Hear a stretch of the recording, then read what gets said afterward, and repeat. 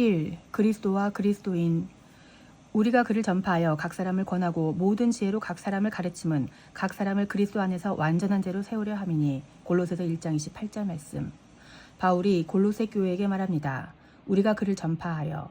바울이 전파하는 그는 예수님입니다. 느낌으로도 문맥상으로도 예수님입니다. 그리고 각 사람에게 권하고 라고 하지요. 각 사람들에게 권하는데 무엇을 권하냐면 예수님을 권합니다. 또 모든 지혜로 각 사람을 가르치는 이 지혜의 내용도 예수님입니다. 그러니까 이 구절은 우리가 예수님을 전파하여 각 사람에게 예수님을 권하고 예수님으로 각 사람을 가르침은 이런 뜻입니다. 이렇게 예수님을 전파하여 권하고 가르치면 그 결과 어떻게 됩니까? 전파하고 권하고 가르치는 말을 들은 각 사람이 그리스도 안에서 완전한 자로 세워집니다. 그리스도 안에서 완전한 자, 이것이 그리스도인의 완전, 크리스찬 퍼펙트입니다. 성경은 그리스도인의 완전함이 인간의 어떤 근사한 행위에 있지 않고 매우 수동적인 들음에 있다고 말씀하시는 것입니다. 과거 여러분은 그리스도인의 완전함이 무엇이라 생각하셨습니까? 각자 다른 생각을 할 수 있겠지만 이 완전함은 하나님께서 우리에게 그리스도인들에게 요구하시는 최종적인 모습임에는 틀림없을 것입니다. 주님의 재림은 때와 시를 알 수 없지만 반드시 성취될 약속입니다. 따라서 재림의 언약을 믿는 그리스도인이라면 이 완전함에 이르는 것은 그 어떤 일보다 시급하고 중요한 일입니다. 그러나 이 완전함은 그 시급함과 중요성에 비해 등한히 여겨진 것은 물론이고 매우 잘못된 지식으로 접근했습니다. 생각해 보십시오. 이번 한 주 예수 그리스도를 얼마나 들어보셨습니까? 그리스도인의 완전함이 기도를 많이 하는 것, 전도를 많이 하는 것, 선행을 많이 하고 죄를 짓지 않는 것이라고 생각하신 적은 없으십니까? 오늘 저는 다른 어떤 것보다 그리스도를 권하고 가르치고자 합니다. 축복하기는 그리스도의 몸된 교회가 어디서나 누구에게나 그리스도를 권하고 가르침으로 듣는 이들이 완전한 자로 세워지는데 쓰임받기를 예수 그리스도의 이름으로 축복합니다. 이 시간 전하는 자나 듣는 자 모두에게 그리스도 안에서 완전한 자로 세워지는 은혜가 있기를 기대하며 창세기 2장을 열어보십시다. 하나님의 형상대로 사람을 창조하시고 여호와 하나님이 이르시되 사람이 혼자 사는 것이 좋지 아니하니 내가 그를 위하여 돕는 베풀을 지으리라 하시니라. 창세기 2장 18절 말씀. 하나님께서 아담 혼자 있는 모습을 좋지 않다 하셨습니다. 그 전에는 보시기 심히 좋았는데 혼자 있는 것은 안 좋았어요. 이것을 불완전입니다. 그래서 하나님께서 어떻게 하셨는지 21에서 23절에 기록되어 있습니다. 하나님께서 아담을 깊이 잠들게 하셨습니다. 잠들게 하셨다는 표현은 그냥 재운 정도가 아니라 죽였다는 뜻입니다. 마취했다 깨우는 게 아니라 죽였다 살리셨습니다. 이 아담은 예수님과 대조되는 존재이기 때문에 이렇게 해석합니다. 이 그림은 사람이 어떻게 완전해지는가를 알려주는 성경의 힌트입니다. 하나님께서 보시기에 좋지 않았던 불완전한 인간이 완전한 인간이 되는 그 과정 가운데 아담이 먼저 죽어야 했습니다. 아담에게서 갈빗대 하나를 취하시고 살로 다시 채우십니다. 갈빗대가 나와 있습니다. 그리고 여호와 하나님이 아담에게서 취하신 이 갈빗대로 여자를 만들고 아담에게 이끌어오십니다.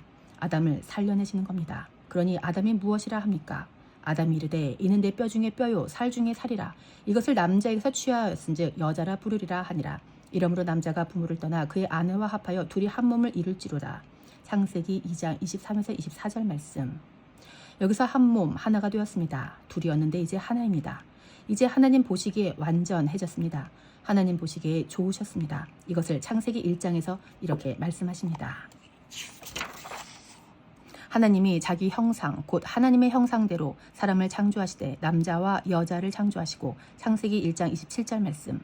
개역개정의 번역이 조금 잘못되어 있습니다. 남자와 여자를 창조하신 것이 아니라 남자와 여자로 창조하셨습니다. 즉 하나님의 형상이 남자와 여자로 창조된 것이라는 말입니다. 남자와 여자로 하나 된 것, 이것이 하나님의 형상입니다. 이것이 하나님 보시기에 좋은 것, 완전한 것, 온전한 것입니다. 그런데 아담이 범죄함으로 이 하나님의 형상이 깨어버렸지요. 예수 그리스도께서 하나님의 형상을 회복한다는 것은 이 하나된 것을 회복하는 것입니다. 하나님의 형상이 회복되다. 예수께서 대답하여 이르시되 사람을 지으신 이가 본래 그들을 남자와 여자로 지으시고 말씀하시기를 그러므로 사람이 그 부모를 떠나서 아내에게 합하여 그 둘이 한 몸이 될지니라 하신 것을 읽지 못하였느냐.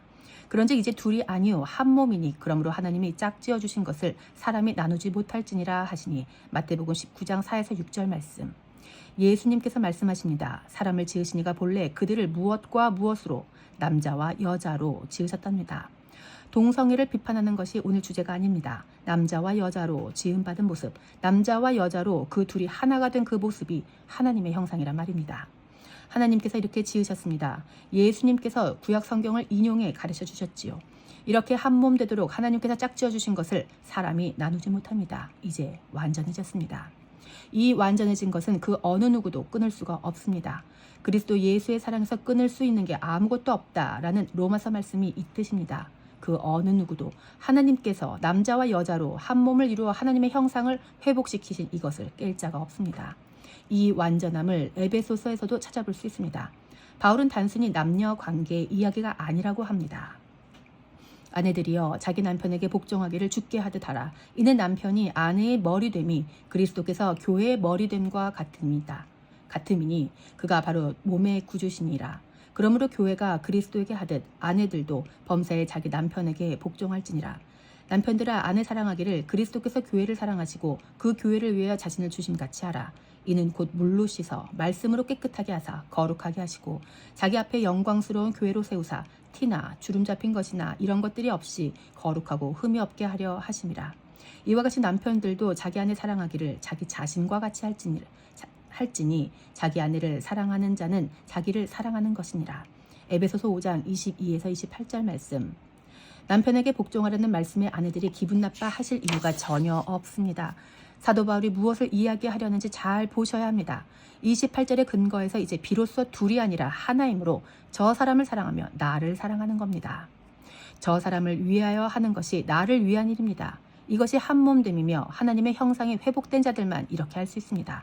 그러니까 저 사람에게 내가 뭘 받으려고 잘 해주는 것이 아니라 저 사람에게 하는 것이 나에게 하는 것이기 때문에 잘할 수밖에 없습니다.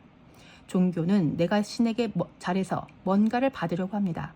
내가 신과 분리된 상태에서 이렇게 하는 겁니다. 그건 하나님의 형상이 아닙니다. 하나님의 형상은 하나가 된 것입니다.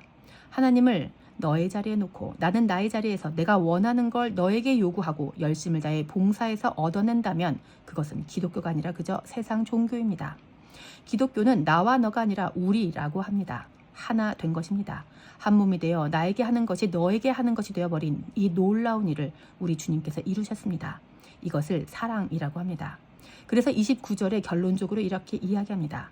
누구든지 언제나 자기 육체를 미워하지 않고 오직 양육하여 보호하기를 그리스도께서 교회에게 함과 같이 하나니. 에베소서 5장 29절 말씀. 제 고등학교 친구는 자기 발이 밉다고 미운 발 치우라고 겨울에 슬리퍼를 신고 다녔습니다. 그렇게 하면 누가 춥습니까? 발입니까? 자기 자신입니까? 누구든지 자기 육체를 미워하지 않고 양육하여 보호합니다. 내가 내 아내를 욕하면 그것은 내 얼굴에 침을 뱉는 일이죠. 마찬가지로 하나님을 욕하고 한국교회를 욕하고 예수님께 잘못되었다 이야기하는 것도 내 얼굴에 침을 뱉는 일입니다. 내가 그분과 한 몸이라면 말입니다. 사람은 다 자기를 미워하지 않고 양육하고 보호합니다. 제일 무서운 사람은 자해하는 사람입니다. 조폭들은 싸움이 시작될 때 자해하는 사람을 내세운답니다. 자기 자신도 보호하지 않고 자해하는 사람을 보면 남에게는 얼마나 더 함부로 할까 싶어 상대방의 겁에 질립니다. 나를 부인하는 사람은 무섭습니다. 그런데 대체로 사람은 이러지 않지요. 자기 자신을 사랑해서 양육하고 보호합니다. 그리고 그 모습이 그리스도께서 교회에게 함과 같다고 합니다. 그러면 그리스도와 교회가 둘이라는 것입니까? 하나라는 것입니까? 그렇습니다. 하나라는 것입니다. 그리스도가 교회이고 교회가 그리스도입니다. 그래서 30절이 결론이 됩니다. 우리는 그의 몸의 지체임이라. 에베소서 5장 30절 말씀. 여기서 말하는 우리는 바울 일행입니다. 그 몸의 지체인 바울 일행은 교회이며 그리스도라고 말할 수 있습니다. 분명히 그리스도와 교회는 구분되어 분려지지만 연합되어 있습니다. 한 몸입니다. 그렇지 않고 몸이 둘로 분리되어 있다면 그것은 죽은 사람입니다. 그는 몸인 교회의 머리시라. 그가 근본이시요 죽은 자들 가운데서 먼저 나신 이시니 이는 친히 만물의 으뜸이 되려 하시며. 골로새서 1장 18절 말씀. 예수님은 교회의 머리이십니다. 예수님이 머리시고 교회는 몸입니다. 머리와 몸을 통째로 그리스도와 교회라고 말합니다. 교회의 다른 이름은 그리스도이며 그리스도의 다른 이름은 교회입니다. 둘을 따로 떼어서 이야기할 수가 없습니다. 그리스도가 지금 안 보입니다. 그리스도를 보려면 어떻게 해야 합니까? 교회를 보면 됩니다. 교회가 안 보이면 그리스도를 보면 됩니다. 그리스도가 오고 계신다는 말은 교회와 함께 걷고 있다는 말입니다. 교회가 걷고 있다는 말은 그리스도와 함께 걷고 있다는 말이 되는 것입니다. 하나님 보시기에 하나님의 아들 메시아 기름 부음 받은 자로 예수님이 걸어가고 있다는 말은 교회와 연합되어 걸어가고 있다는 말입니다. 그리스도 혼자서 완전할 수 없고 교회 혼자서 완전할 수 없습니다. 완전이란 둘이 하나가 되는 것입니다. 이것이 남자와 여자로 창조하신 하나님의 형상의 회복입니다. 이것이 마지막에 하나님께서 원하시는 그림입니다. 그래서 교회를 신부라고 말합니다. 예수님은 재림 때까지 어디가 계십니까? 신랑 되신 예수님은 하늘에서 신방을 준비하고 계세요. 그래서 성경이 창세기 에덴 동산에서의 결혼으로 시작해서 요한계시록 결혼으로 끝납니다. 결혼을 통해 진리를 배울 수밖에 없습니다. 원수는 결혼을 통해서도 다른 것을 추구하도록 속이지만 말입니다. 정리해 봅시다. 그리스도인의 완전함이란 그리스도와 교회가 하나 되는 것입니다. 사람이 걸어갈 때 그 사람의 얼굴, 즉 머리를 보고 그 사람이 누구인지 확인하지요. 사람의 대표성은 머리에 있습니다. 우리는 은혜로 그리스도와 연합된 그대로 그리스도께서 하나님 앞에 가시니까 그냥 함께 가서 인침을 받습니다. 우리는 다 그의 지체입니다. 그렇다면 개인적으로 구원을 받을 수 있을까요? 아닙니다. 구원은 공동체적으로 받습니다. 다른 지체는 상관없이 나 혼자 구원받으려 애쓰는 것은 이미 잘려져 있는 상태입니다. 그런 교회는 없습니다. 손가락 하나가 몸에서 떨어져 나와 자기 혼자 살겠다고 애쓸 수가 있습니까? 이단화에 빠졌었다고 해서 나와 맞지 않는다고 해서 받지 않는 것은 교회가 아니라는 말입니다. 하나님께서 우리에게 친히 요구하시는 것이 이것입니다. 너와 내가 연합될 때처럼 너도 그렇게 연합되어라.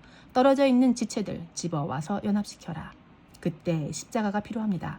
십자가 은혜로 나 혼자 감격할 게 아닙니다. 그 십자가 은혜는 그냥 선물로 거저받았습니다. 우리의 공로는 조금도 없습니다. 그 은혜를 받은 우리가 해야 할 일은 내 십자가를 지고 떨어진 지체들을 연합시키는 일입니다. 떨어진 손가락 발가락들을 찾아 연합시킬 때 십자가를 써야 합니다. 이때가 아니면 십자가를 언제 쓰려고 하십니까? 요한복음 15장의 포도나무 비유를 생각해 보십시오. 떨어져 있던 가지가 포도나무에 붙임을 받았습니다. 이 가지는 원래 포도나무와는 상관없이 떨어져 있던 가지인데 접붙여져서 나무의 영향력에 의해 똑같이 포도를 맺을 뿐입니다. 이 비유에서 농부는 하나님이시고 나무는 예수님, 가지는 너희입니다. 이 비유는 무엇이든지 원하는 대로 구하라 라고 기도를 가르치며 끝납니다. 접붙여진 가지가 무슨 기도를 하겠습니까? 포도 좀 많이 맺게 달라는 그런 기도할 수 있겠습니까? 가지라면 농부 되신 하나님께 저기도 저처럼 떨어져 있는 가지가 있네요. 얘도 붙여주세요 라고 기도하지 않겠습니까? 농부가 말씀하십니다. 쟤를 접붙이려면 너를 갈라야 하는데 가지가 뭐라고 대답하겠습니까? 예, 저를 가르시고 그 안에 저 떨어진 가지를 붙이시고 사랑의 끈으로 꽁꽁 묶어주십시오. 그래야 저 가지도 삽니다. 이것을 구하는 것입니다. 그게 은혜 받은 자들, 연합의 은혜를 받은 자들이 구하는 기도입니다. 교회만 할 수 있는 기도입니다. 교회는 어떤 건물이나 어떤 교단에 속한 조직이 아니라 완전한 자로 부름받은 신부들의 모임입니다. 에클레시아, 구원받은, 선택받은, 부름받은 자들의 모임, 신도들인 것입니다. 그것이 연합된 완전한 자, 교회입니다. 성도들에게 이제 나타난 비밀. 내가 교회의 일꾼 된 것은 하나님이 너희를 위하여 내게 주신 직분을 따라 하나님의 말씀을 이루려 함이니라. 이 비밀은 만세와 만대로부터 감춰졌던 것인데 이제는 그의 성도들에게 나타났고 하나님이 그들로 하여금 이 비밀의 영광이 이방인 가운데 얼마나 풍성한지를 알게 하려 하심이라. 이 비밀은 너희 안에 계신 그리스도시니 곧 영광의 소망이니라. 우리가 그를 전파하여 각 사람을 권하고 모든 지혜로 각 사람을 가르침은 각 사람을 그리스도 안에서 완전한 자로 세우려 함이니 이를 위하여 나도 내 속에서 능력으로 역사하시는 이의 역사를 따라 힘을 다하여 수고하노라. 골로새서 1장 25에서 29절 말씀. 바울이 만세와 만대로부터 감춰졌다가 성도들에게 나타난 비밀에 대해 이야기하고 있습니다. 여기서의 비밀은 신비, 미스테리입니다. 풀리지 않는 신비, 하나님의 경륜 가운데 있는 신비, 인간으로서는 이해할 수 없어 계시해 주어야만 알 수 있는 신비 말입니다. 이 신비가 무엇인지를 에베소서 3장에서 가르쳐 주십니다. 영원부터 만물을 창조하신 하나님 속에 갇혔던 비밀의 경륜이 어떠한 것을 드러내게 하려 하심이라. 이는 이제 교회로 말미암아 하늘에 있는 통치자들과 권세들에게 하나님의 각종 지혜를 알게 하려 하심이니 에베소서 3장 9에서 10절 말씀. 이것이 비밀입니다. 영원부터 만물을 창조할 때만 해도 감춰졌던 비밀인데 이것이 바로 교회입니다. 눈으로 보이는 건물인 교회가 아니라 신부들의 모임, 그리스도와 연합된 사람들의 모임인 것입니다. 다시 골로새서 말씀을 보십시오. 이 비밀은 만세와 만대로부터 감추어졌던 것인데 이제는 그의 성도들에게 나타났고 골로새서 1장 26절 말씀. 이 비밀이 이제 그의 성도들, 즉 한 사람 한 사람 신부들에게 나타났습니다. 그리고 이 비밀의 영광이 이방인들 가운데에도 풍성하게 나타났습니다. 예수님을 알기 전 유대인 바울은 이방인들을 원수 같은 존재로 여겼으나 이제는 그 원수 같던 이방인도 교회이며 너와 내가 연합되어야 하는구나 하는 것을 바울이 알아버린 것입니다. 유대인 바울에게 이방인은 더 이상 원수처럼 정죄하고 터부시할 존재가 아니었습니다. 왜냐하면 그들도 교회이기 때문입니다. 그들도 한 지체이기 때문입니다. 그들을 대항하는 것은 내 몸에 대항하는 것이며 그리스도께 대항하는 것이기 때문입니다. 이것이 비밀이었음을 바울이 알아버린 것입니다. 에베소서에서는 비밀을 교회라고 이야기했고 골로새서에서는 비밀을 그리스도라고 이야기한 것이 이제 이해가 되시지요. 교회와 그리스도는 한 몸입니다. 그래서 그 그리스도를 전하면 각 사람이 완전해집니다. 완전한 그리스도인이란 양심과 도덕을 갖춘 훌륭한 성품의 사람이 아닙니다. 완전한 자는 머리 되신 그리스도의 몸으로 하나로 연합된 사람입니다. 이런 신비가 어떻게 가능합니까? 이 연합이 어떻게 가능해요? 이 머리와 몸을 연합시키기 위해서 예수님께서 십자가에서 죽으셨습니다. 아담이 죽고 갈비뼈에서 여자를 만드셨던 것 같이 예수님이 십자가에서 다 이루셨다 말씀하신 뜻이 바로 이것입니다. 그 십자가에서의 신부들, 즉 교회들이 태어났습니다. 각 교회가 그리스도와만 연합된 것이 아니고 가장 원수였던 이방인과 유대인이 사랑해버립니다. 바울이 이방인 교회인 에베소 교회와 골로새 교회에게 이야기했습니다. 그러면 그때부터 2000년이 지난 21세기 우리 교회도 우리의 원수들을 사랑하고 내 안에 들어오게 하고 연합되게 해야 합니다. 그러지 않는다면 그것은 이미 죽은 상태입니다. 그런 교회는 없습니다. 예수님께서 그리스도 안에서 완전하게 되는 것에 대해 말씀하십니다. 요한복음 17장은 예수님이 돌아가시 직전에 하신 대제사장으로서 하시는 기도입니다. 아버지여, 아버지께서 내 안에 내가 아버지 안에 있는 것 같이 그들도 다 하나가 되어 우리 안에 있게 하사 세상으로 아버지께서 나를 보내신 것을 믿게 하옵소서. 내게 주신 영광을 내가 그들에게 주었사오니 이는 우리가 하나가 된 것 같이 그들도 하나가 되게 하려 함이니이다. 곧 내가 그들 안에 있고 아버지께서 내 안에 계시어 그들로 온전함을 이루어 하나가 되게 하려 함은 아버지께서 나를 보내신 것과 또 나를 사랑하신 같이 그들도 사랑하신 것을 세상으로 알게 하려 함이로소이다. 요한복음 17장 21에서 23절 말씀. 아버지께서 내 안에, 내가 아버지 안에 연합이고 완전입니다. 그들도 우리 안에 있게 하시는 것이 무엇입니까? 삼위일체라고 말하는 하나님과 예수님과 성령님이 연합되신 그 안으로 이제 교회를 초대하십니다. 이 일을 위해서 예수님께서 십자가를 치셨습니다. 하나님이 예수님을 보내셨음을 우리 성도들이 그리스도와 연합됨을 보면서 믿을 수 있습니다. 그리스도가 머리 되시고 교회가 몸인 그 모습대로 한 몸이 되는 겁니다. 그래서 생명다에 그리스도를 사랑하고 생명다에 내 몸들을 사랑합니다. 그 사랑을 통해 하나님께서 예수님을 보내셨다는 것을 또 믿게 되고요.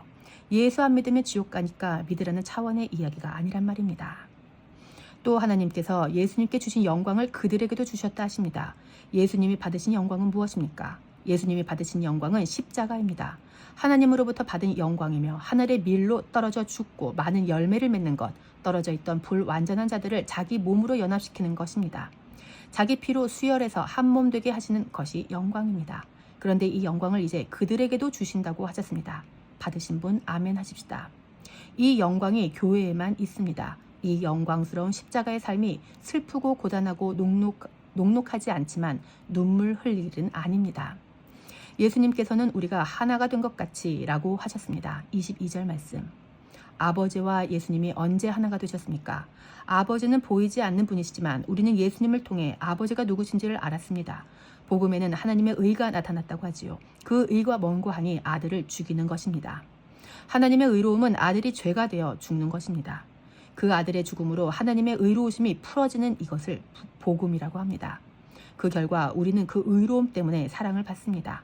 복음에는 사랑이 나타난 게 아닙니다. 복음에는 의가 나타났습니다. 그래서 죄 없으신 예수님이 죄가 되어 그 의로운 심판을 혼자 받으셨습니다. 아버지가 의로운 분이심을 내가 심판받음으로 알게 하옵소서. 예수님은 이렇게 아버지를 드러내셨습니다. 예수님은 하나님 아버지가 누구신지를 세상에 보이는 아버지와 하나 된 아들이셨습니다. 머리가 무슨 생각을 하는지 손을 보면 알지요. 손이 물컵을 들고 있는 것을 보면 머리가 물을 마시려 했구나 알 수 있습니다. 그러니까 예수님이 아버지의 몸이 되셔서 하나이심을 드러내셨듯이 이제 하나님은 우리를 몸으로 부르셔서 예수님이 누구신지를 보이고 하나님이 누구신지 보이기를 원하십니다. 이것이 하나님의 형상의 회복입니다. 그래서 주님과 하나 되는 일에는 반드시 대가가 따릅니다. 구원은 원하면서 구원자는 원하지 않는다. 이런 건 없습니다. 구원을 원하면 구원자를 원합니다. 복음의 혜택은 원하는데 복음에 합당한 삶은 원하지 않는 그런 것은 없습니다. 23절에 기록된 온전함은 앞에서 말씀드린 예수님께서 다 이루었다 하신 단어와 어원이 같습니다. 우리가 몸이라면 하나님께서는 우리가 감당할 수 없고 사랑할 수 없는 사람들을 보내실 것입니다. 떨어져 있는 가지들, 사랑하기 어려운 사람들 말입니다. 개성이 강한 사람들, 안 맞는 사람들이 모인 곳이 교회입니다. 우리 주님은 한 번도 저에게 너 왜 그러냐 라고 비난하신 적이 없습니다. 그저 저와 한 몸이 되어주셨습니다. 우리가 예수님으로부터 그 은혜를 받은 사람들이라면 이제 우리 차례입니다. 너희도 온전하라. 그러므로 하늘에 계신 너희 아버지의 온전하심과 같이 너희도 온전하라. 마태복음 5장 48절 말씀. 우리 예수님께서 온전하라고만 하십니다. 어떻게 하면 온전할 수 있습니까? 연합되면 됩니다. 예수님께서 바로 앞 말씀에서 누구와 연합해야 되는지 가르쳐 주셨습니다. 또 내 이웃을 사랑하고 내 원수를 미워하라 하였다는 것을 너희가 들었으나 나는 너희에게 이르노니 너희 원수를 사랑하며 너희를 박해하는 자를 위하여 기도하라. 마태복음 5장 43에서 44절 말씀. 이 원수가 우리였습니다. 바로 우리가 하나님께 원수된 자였습니다. 로마서 말씀에서 확인해 봅시다. 우리가 아직 연약할 때에 기약대로 그리스도께서 경건하지 않은 자를 위하여 죽으셨도다. 우리가 아직 죄인 되었을 때에 그리스도께서 우리를 위하여 죽으심으로 하나님께서 우리에 대한 자기의 사랑을 확증하셨느니라. 곧 우리가 원수 되었을 때에 그 아들의 죽으심으로 말미암아 하나님과 화목하게 되었은즉 화목하게 된 자로서는 더 그의 살아나심으로 말미암아 구원을 받을 것이니라. 로마서 5장 6절, 8절, 10절 말씀. 예수님께서는 연약한 자를 하나 되게 하고 온전하게 하셔서 하나님 보시기에 좋게 하나님의 형상으로 회복시키기 위해 죽으셨습니다. 한 몸 되게 하기 위해서 말입니다. 언제 그렇게 하셨습니까? 우리가 의인 될 때가 아닙니다. 우리가 죄인일 때 그렇게 하셨습니다. 죄인일 뿐만이 아니라 우리가 원수 되었을 때 이 일을 경험했습니다. 하나님의 원수일 때 이 은혜를 받았습니다. 이유가 무엇입니까? 온전하게 하시기 위함입니다. 그냥 하나님과 분리되어서 죽어 마땅히 떨어진 가지들을 농부가 주워서 나무를 가루고 거기에 접붙이셨습니다. 열매 맺을 수 없었던 썩은 가지를 나무에 붙여서 살려내셨습니다. 가지가 믿음직한 나무를 골라서 스스로를 붙인 게 아닙니다. 구원의 모든 주도권은 하나님께만 있습니다. 인간의 공로는 아무것도 없습니다. 내가 믿어서가 아니라 전적으로 그분의 열심으로 우리가 구원을 받을 것입니다. 마찬가지로 어떤 누군가가 구원받는 것을 그가 믿어서가 아니라 그리스도의 역할을 감당한 누군가가 있었기 때문입니다. 누군가가 감당해서 구원을 받는 이야기가 복음서에 기록되어 있습니다. 바로 친구들이 지붕을 뚫고 달아내린 중풍병자의 이야기입니다. 그 중풍병자의 친구들이 믿음으로 지붕을 뚫었지요. 중풍병자는 자기 믿음으로 구원받지 않았습니다. 그는 그의 친구들의 믿음으로 구원을 받습니다. 그는 그저 누운 채로 끌려갔을 뿐입니다. 우리의 구원도 마찬가지입니다. 내가 믿어서 구원받는 것이 아니라 은혜로 받습니다. 나는 주님께 은혜로 받았으면서 다른 사람에게는 믿는다고 시인하는 행위를 요구하지 않았는지 생각해 보십시다. 우리 주님께서 우리에게 요구하시는 것은 예수 그리스도의 역할을 감당하는 것입니다. 이 역할을 어떻게 감당해야 하는지가 오늘 설교 본문 골로새서에 나와 있습니다. 사도 바울은 이 역할을 감당하기 위해서 내 속에서 능력으로 역사하시는 이, 즉 성령님을 따라간다고 이야기합니다. 골로새서 1장 29절 말씀. 바울은 스스로 하지 않고 능력으로 역사하시는 이의 역사를 따라갔습니다. 그래서 우리가 이 역할을 감당하고자 한다면 주도권을 성령님께 맡기고 우리는 그저 끌려가면 됩니다. 마치 예수님께서 아버지의 말씀에 순복하셔서 내 뜻대로 마시고 아버지의 뜻대로 하소서 기도하시며 그렇게 끌려가신 모습처럼 말입니다. 그리스도와 합하는 자는 한 영입니다. 우리에게 성령이 있습니다. 그리스도를 머리로 하고 그리스도와 연합된 교회는 성령이 됩니다. 바울은 너희가 성령이 거하시는 전인 줄 모르느냐라고 했습니다. 성령이 거하신다라는 말은 우리가 성령이라는 말과 똑같습니다. 얼마나 감개무량한 말씀입니까? 우리가 성령이라는 말과 우리가 예수님이라는 말은 오해를 살 수도 있겠습니다. 하지만 이것이 예수님께서 이루신 일입니다. 그리스도와 교회가 머리와 몸으로 연합되었는데 주와 합하는 자는 한 영이라고 말씀하셨습니다. 그리스도의 영이 없으면 누구든지 그리스도의 사람이 아닙니다. 그는 온전하지 않은 사람입니다. 성령님이 거하신다는 말은 방언이나 예언 같은 현상의 문제를 떠나서 그분과 연합된 상태라는 뜻입니다. 그는 영이 이끄시는 대로 살며 그렇게 사는 사람을 가리켜 그리스도인이라고 합니다. 그러므로 그리스도인이라는 말은 그리스도와 같은 말이며 교회를 말하는 것입니다. 교회의 사명, 이제 하나님께서 온전한 하나님의 경륜을 이루셨음을 알았습니다. 하나님께서 이렇게 그리스도께 연합시켜 주시고 우리에게 새 이름과 새 신분을 주셨습니다. 그렇다면 새로운 사명이 있겠지요. 교회는 무엇을 해야 하는 사람들입니까? 사랑입니다. 사랑은 자기의 유익을 구하지 않아요. 유대인이 이방인을 사랑하지 못하는 것은 자기의 유익을 구하기 때문입니다. 그런데 바울이 이 비밀을 알고 이방인들에게 복음을 전합니다. 이방인들도 한 몸이라는 그 복음 말입니다. 오늘 우리는 어떻게 해야 하겠습니까? 우리는 그리스도인입니다. 우리가 그리스도인이라면 그리스도인이 아닌 그들을 향하여 사랑하며 살아야 합니다. 장사를 하더라도 속일 수가 없습니다. 상대방을 사랑한다면 엄마가 자식에게 좋은 것을 먹이듯 손님에게도 좋은 것을 팔 수밖에 없습니다. 이것이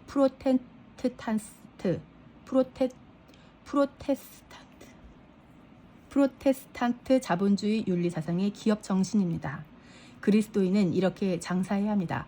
그 동기가 사랑입니다. 주님이 우리에게 하셨던 것처럼 우리가 이렇게 살아낼 때 사람들은 하나님을 봅니다. 그리스도가 어떤 분이신지를 몸을 통해 보게 될 때 우리는 완전해지며 하나님 나라를 이룹니다. 오늘 이 땅에서 결혼한 자처럼 연합되어 살다가 주님이 다시 오셨을 때 이들과 함께 진짜 혼인잔치가 열릴 것입니다. 이것이 기독교입니다.